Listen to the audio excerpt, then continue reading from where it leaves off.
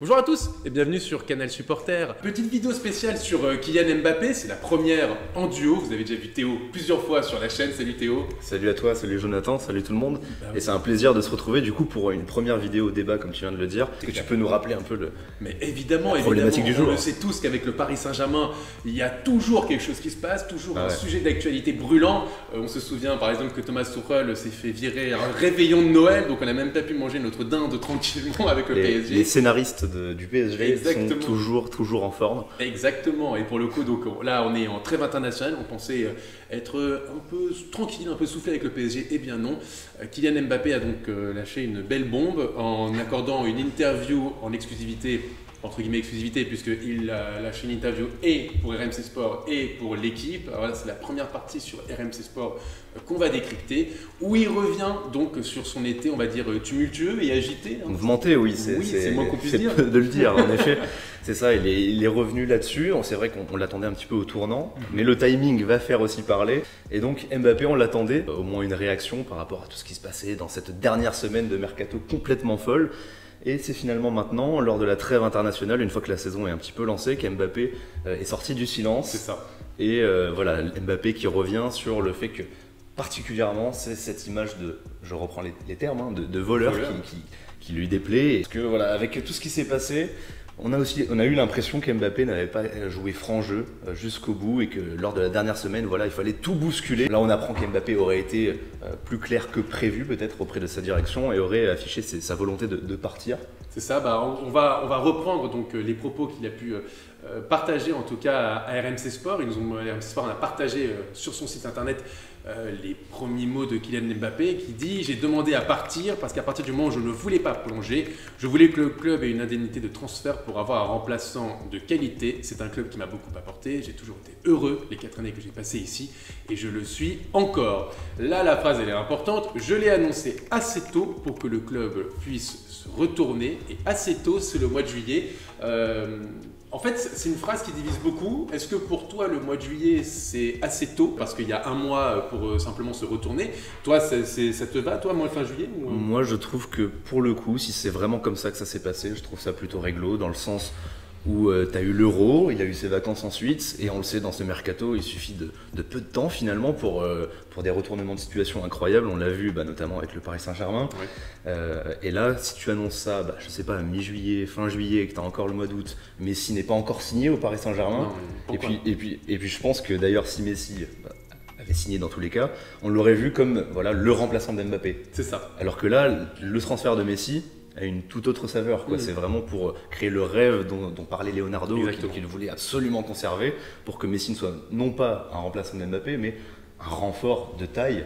Alors ça change beaucoup de choses, mais je trouve que voilà, si ça a été dit mi-juillet, fin juillet, ça peut paraître encore une fois tard pour certains. Moi je trouve que c'est plutôt réglo. S'il l'a affiché comme il le dit, hein, là on a l'impression que ça fait vraiment un message d'adieu. S'il le dit aussi simplement que là, peut-être qu'il a fait le tour de la question, qu'il a vécu 4 belles années au Paris Saint-Germain, mais qu'il veut découvrir autre chose. Il est en fin de contrat dans un an. Moi, je trouve que c'est pas scandaleux d'annoncer ça clairement fin juillet. Mais d'un autre côté, j'ai envie de te dire, quand tu as un joueur comme Mbappé, t'es fin juillet, c'est pas n'importe quel joueur. Il faut se retourner, il faut pouvoir aller chercher un autre joueur. C'est quand même compliqué, sachant que, encore une fois, en fait, je pense que...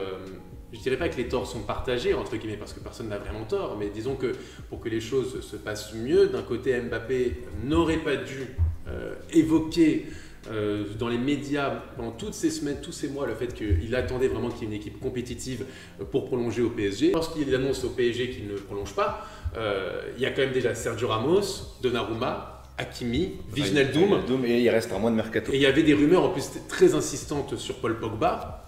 Donc pour le coup, tu avais quand même tout pour faire une équipe ambitieuse. Et je pense que c'est surtout ça qui ne passe pas du côté des supporters du PSG. Après, on peut se dire le PSG savait peut-être potentiellement que Mbappé aurait pu ne pas prolonger. Donc, ils auraient pu déjà peut-être un plan assurer B. quelque chose. C'est ça. Parce que là, si tu te retrouves à quelques jours de la fin du mercato, avec le Real qui vient au pire moment possible pour Paris, certes, ça je suis bien d'accord, le Real, ne dites pas qu'ils n'étaient pas au courant qu'Mbappé voulait partir, ils auraient pu s'y prendre avant, et le Real s'est dit, dans tous les cas, il viendra l'année prochaine, au pire des cas, il vient libre, ce qui est quand même un pire des cas plutôt sympa. Donc, tentons notre chance dès maintenant. En plus, ça va un peu déséquilibrer peut-être le projet hyper ambitieux de ce Paris Saint-Germain avec ce mercato XXL. Donc voilà, le Real a clairement joué les troubles faits à ce niveau-là. C'est le jeu aussi du mercato. On va pas tout remettre là-dessus. Même mercato, elle est folle. N'oublie jamais ça. Ouais. C'est ce que dit Leonardo. Donc bon, pour le coup, c'est vrai que le Real qui vient la dernière semaine, on pense que, et même je pense qu'on peut le dire avec certitude, c'est qu'ils ont voulu déstabiliser le PSG. Ils sont pas venus avant pour justement mettre un peu le couteau sous la gorge.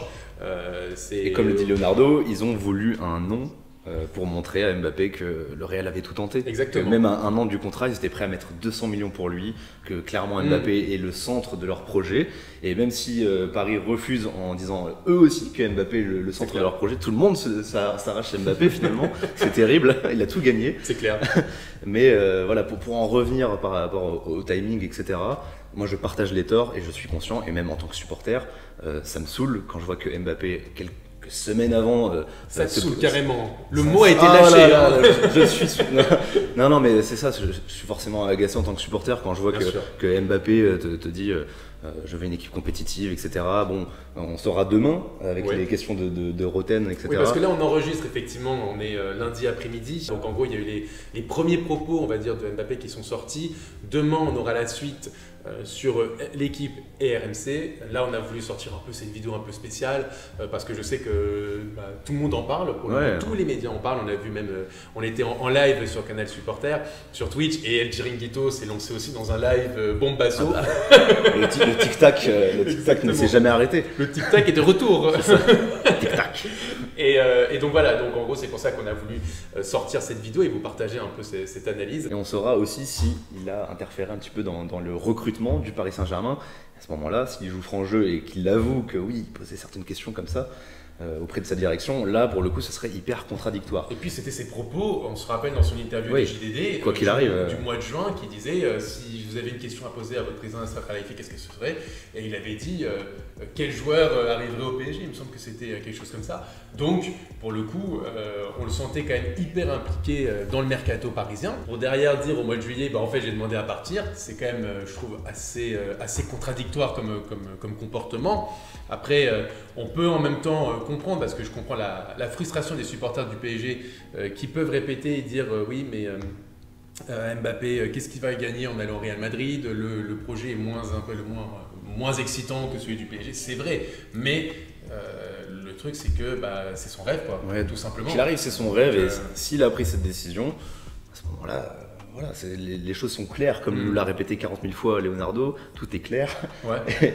Et donc à ce moment-là, là aussi j'ai un petit peu des réserves par rapport au dire de Leonardo en fin de mercato qui disait nous on ne retiendra personne, s'il veut partir c'est à nos conditions. Mais alors quelles conditions? Parce que c'est ça. Poser des conditions à 5 jours du mercato, c'est quoi ces conditions? C'est qu'ils partent à 280 millions d'euros, c'est impossible. Ouais, bien sûr. Et en même temps, juste après, il nous disait aussi, pour nous, ça n'a pas changé, tout ce qu'on veut c'est le prolonger et qu'il ne parte pas libre. C'est clair.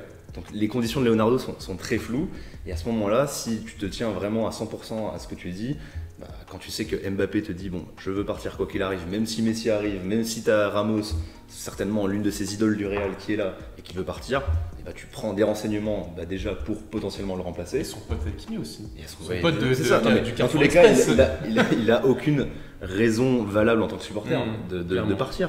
Mais s'il veut partir, il veut partir. Ouais. Et Leonardo le disait, si tu dis il part mais à nos conditions, mais que tu n'as rien fait pour essayer de trouver la vraie solution, si ce n'est de le garder, de le prolonger, ce qui est la vraie volonté de Leonardo, c'est un peu contradictoire, quoi. Je suis complètement d'accord. Là où je veux nuancer le truc, c'est que je pense qu'il y a des torts un petit peu partagés.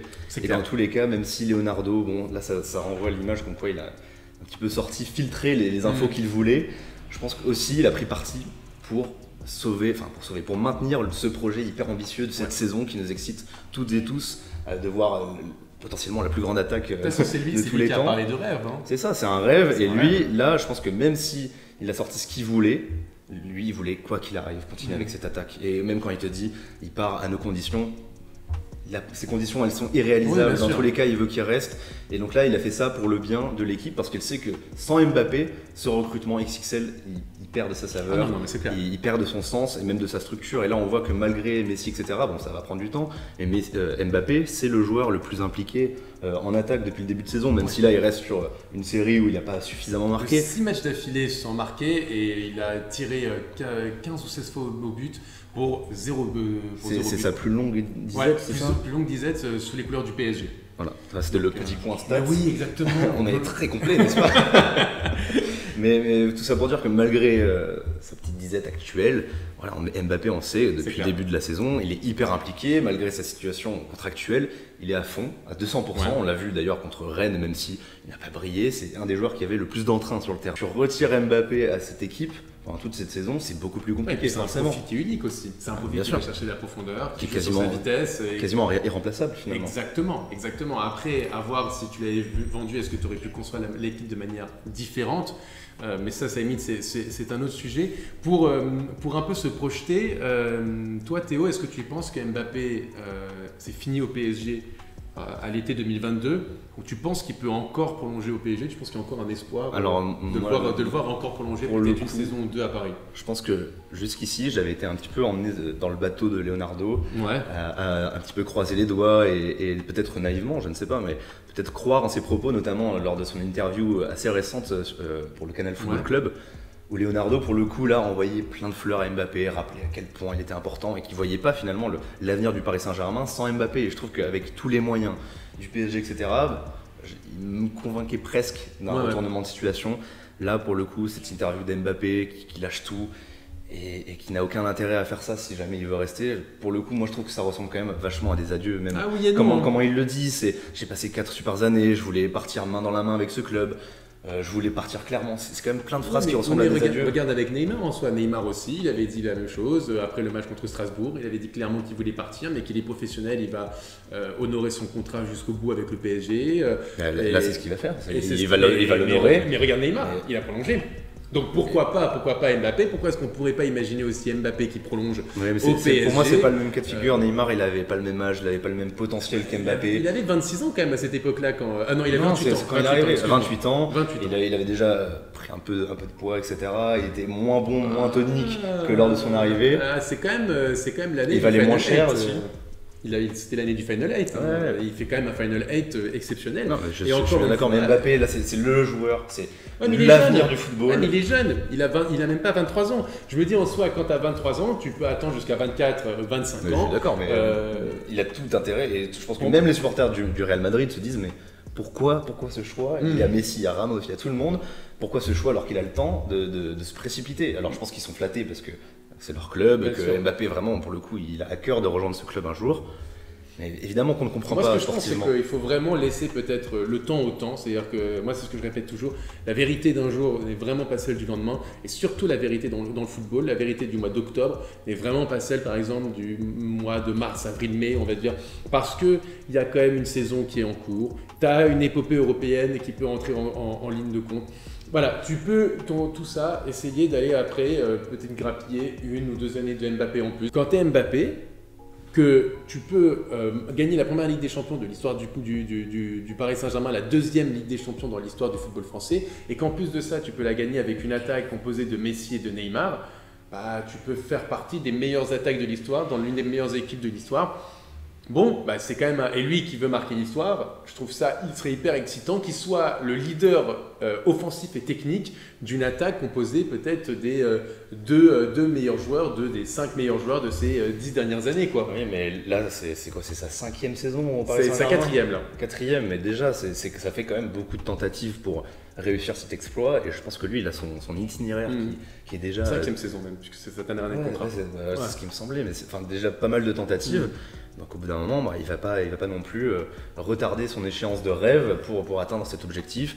Il s'en est vraiment rapproché, il a apporté quand même, il a contribué en tout cas à avancer le PSG sur la scène européenne. Et l'année dernière, avec Navas, c'est le joueur le plus décisif en Ligue des Champions.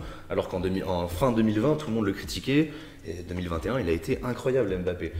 Donc moi, je suis un petit peu moins optimiste peut-être, mais là où je te rejoins, c'est que je me dis, si jamais prolongation il y a, ça sera vraiment parce qu'il y aura une belle saison. C'est ça. Si vraiment il est emballé et qu'il reste, c'est parce que Paris aura été convaincant et donc tout reste à prouver peut-être sur le terrain. C'est clair. Donc on peut encore espérer, je pense, une belle saison du Paris Saint-Germain parce qu'il a tout pour être épanoui.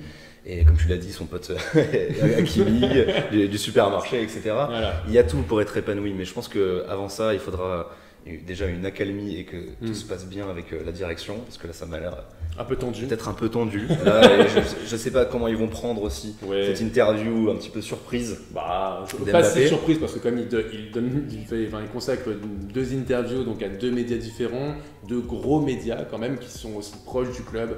Oui, je pense que quand même le club l'avait anticipé. Oui, après il contrôle pas les réponses d'Mbappé et Mbappé là pour le coup là il joue vraiment franc jeu quoi. Exactement. Bon de toute façon on verra ce que l'avenir nous dira. On espère en tout cas qu'il restera jusqu'à la fin de la saison, ça c'est sûr, mais qu'il prolongera son aventure au PSG. Dites-nous en tout cas dans les commentaires ce que vous en pensez. Je sais que c'est un sujet qui divise vachement. On sera jamais toutes et tous sur la même longueur d'onde et c'est ça qui est intéressant. Il y a 2 équipes, ceux qui comprennent Mbappé, ceux qui le comprennent pas. On sait que même certains au sein de la rédaction sont très critiques envers Mbappé. donc voilà. Merci à tous d'avoir suivi. Merci Théo. Merci et puis à toi. On se revoit très vite dans une autre vidéo sur Canal Supporter. Très bien, restez connectés. Yes. À très bientôt. Ciao tout le monde. Ciao.